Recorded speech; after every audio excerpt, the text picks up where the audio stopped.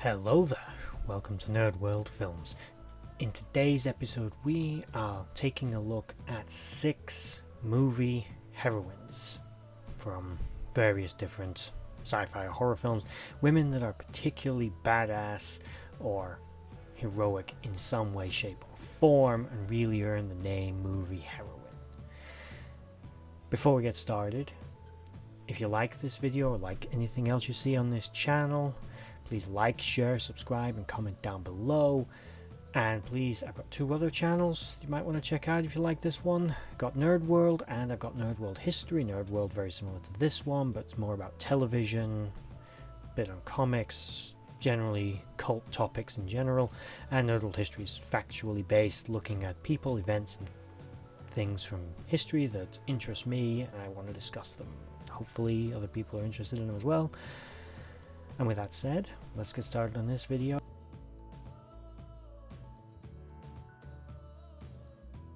And starting off in our number 6 position, which I should point out, this list is not really a ranking, they're just 6. So I'm not saying number 6 is better than number 1, they're all amazing.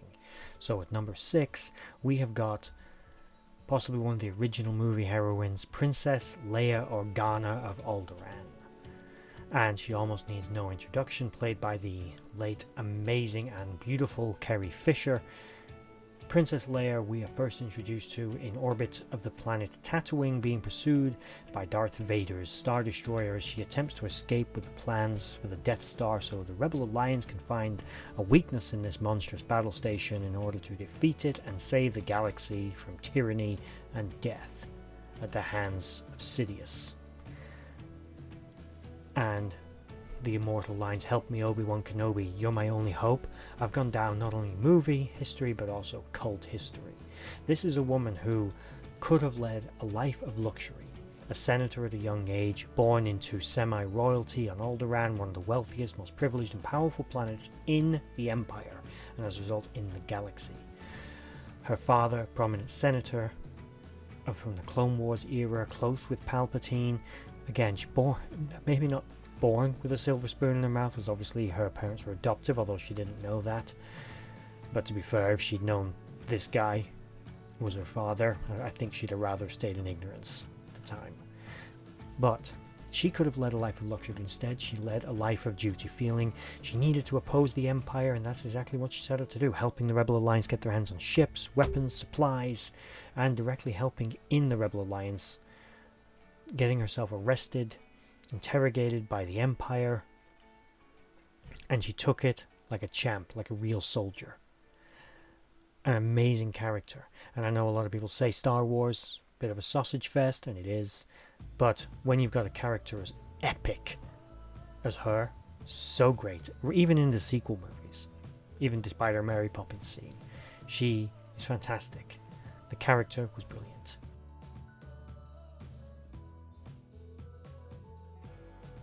At number 5, we've got Sidney Prescott, the final girl from the Scream franchise, who goes from virginal teenage wallflower to kick-ass heroine of her own story.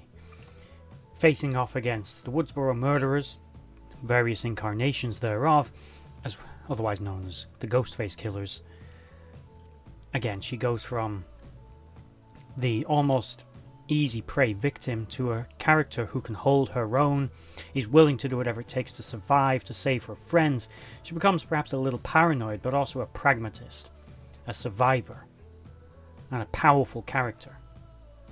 And she's able to lead her friends, although losing a few along the way, serial killer movie spoilers, becoming a strong protagonist of her own films.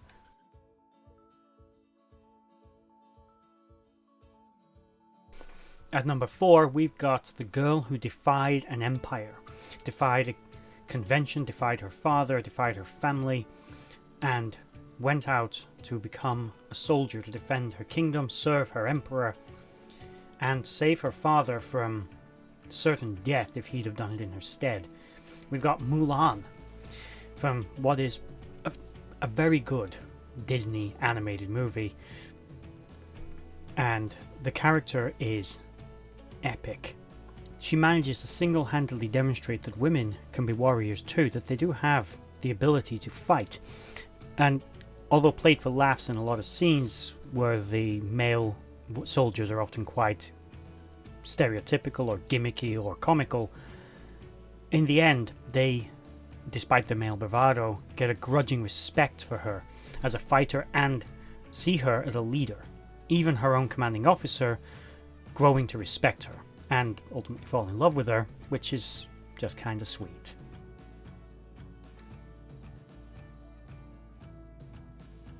At our number 3 spot, we've got Merida, a young, headstrong woman who doesn't want to be forced into an arranged marriage, wants to be able to pick her own partner. But her mother, who's on the side of, we just want what's best for you, even though her father somewhat encourages her independence. She is an accomplished archer in her own right, a good hunter, and a strong, willful young girl who is often seen as, yeah, she'll make someone a great wife one day, but she doesn't want to see herself just as a wife.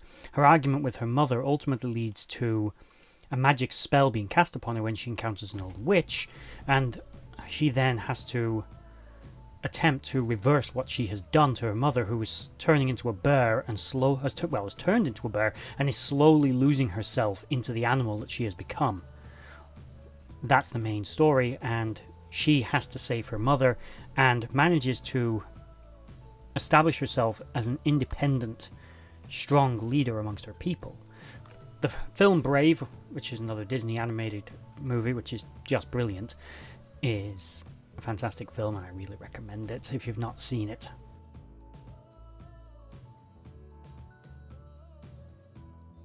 And at number 2, we're whipping out the big guns here. We got Sarah Connor from the Terminator franchise. Again, another character who you see a wonderful growth from the very beginning of the film, where she's not even willing to stand up to a snot-nosed kid dropping some ice cream down her skirt, to a woman who is able to face off against an unstoppable killing machine, Arnold Schwarzenegger, while he's pretending to be a robot. Now, that, if anything, is a fantastic character. She, again, in the second film, becomes one of cinema's most legendary badasses. Even more badass than, the ultimate badass in any film. She is a fantastic character. It's a shame she wasn't in more of the Terminator movies. I really liked actually seeing her in Dark Fate, even though I don't really like the film, but I thought she fucking brilliant. I loved having her in that. But Terminator 2 is like the accomplishment of a lifetime. That film is fantastic, and her character, she is the ultimate warrior in that film, and she is strong. She is knowing the future, doing everything she can to stop it. She has managed to raise her son knowing what he's supposed to become in the future, but doing everything as well she can to stop it. And when faced with another Terminator, she is strong enough to know or believe, I'm not gonna wilt to you. I'm gonna stand to you. You're not getting me.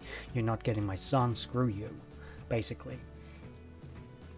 A woman who effectively defies, again, some of the cinematic convention that a male action hero is the only one who can really carry a movie. And yes, both these films star Arnold Schwarzenegger, the first one in a relatively rare outing as a villain, and the second as a heroic character. But the two of them stand shoulder to shoulder in that film, and Sarah Connor is absolutely amazing. And plus, in the first film, I have to say that one of my favourite scenes, when the Terminator is looking systematically for Sarah Connor and he comes across that housewife or whatever she was, and he's just like, Sarah Connor, yes.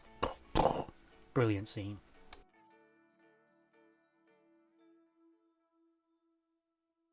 And at number 1, speaking of ultimate badasses, we've got Ripley, Ellen J, Lieutenant First Class of the Nostromo. Fantastic character. How can this not have been number 1? Sarah Connor, brilliant, but Ripley is legend. She watched her entire crew get killed. She faced off against androids, xenomorphs. She, went in with the soldiers on the ground, boots down, right up with them, alongside them, shoulder to shoulder, facing off against inhuman Xenos killing machines, which are some of cinema's worst, by worst I mean most vicious killing machines ever dreamt up by human imagination. And she is so effing good in that film, in every goddamn film, even Resurrection, which I'm not a big fan of, because actually I don't mind Alien 3. I know there's a shambles behind the scenes, but the film itself, especially if you watch the director's cut, if you want to call it that, which restores a lot of the alternate scenes, the film makes more sense and is a little easier to palate. But Alien and Aliens again, but she doesn't go through that character growth. Ripley was always a strong character. The captain of the ship, he was Dallas. He was strong, he was fine, but when he was killed, she stepped into his place with ease. There was no transition. She was the de facto leader, and that's a film which has one of the best ensemble casts. It's got a great cast, and they're all fleshed out characters. And one of the things about it is that film does it right. There's always this argument in Hollywood that there's not enough representation, or it's diversity this, social agenda that. And you go back to a film like this and you find out in Alien that all the characters, their names are, or generally speaking, their names are interchangeable. They're neither male nor female. Obviously Ellen Ripley, but the Ellen was added later. All the characters were created to be completely fluid to what race or gender, and that's how it should be. You're going to make a film, you get the best actor to fill the role. Sometimes you write a role that's going to be for a man or for a woman specifically, or for a black person, Asian person, Chinese person, white person, whatever. But with this, every character was written just to be a great character, and what they did is they found the best actor to fill the role. And it's pretty much the same thing with Aliens. They just dialed it up to 11. 12 in Aliens' case, actually. That's one of the best sequels ever made. And again, the Ripley character is a strong, fearsome woman who is one of the greatest creations of cinema in the history of cinema. And those are some of my favourite movies of all time. I had them on video way before DVDs were out. I watched them as a child. Screw the age restrictions on those things. They were too good not to watch. I could tell just by the cover. I bought the Alien Quadrilogy DVD box set when that came out. I'm not a huge fan of the prequels.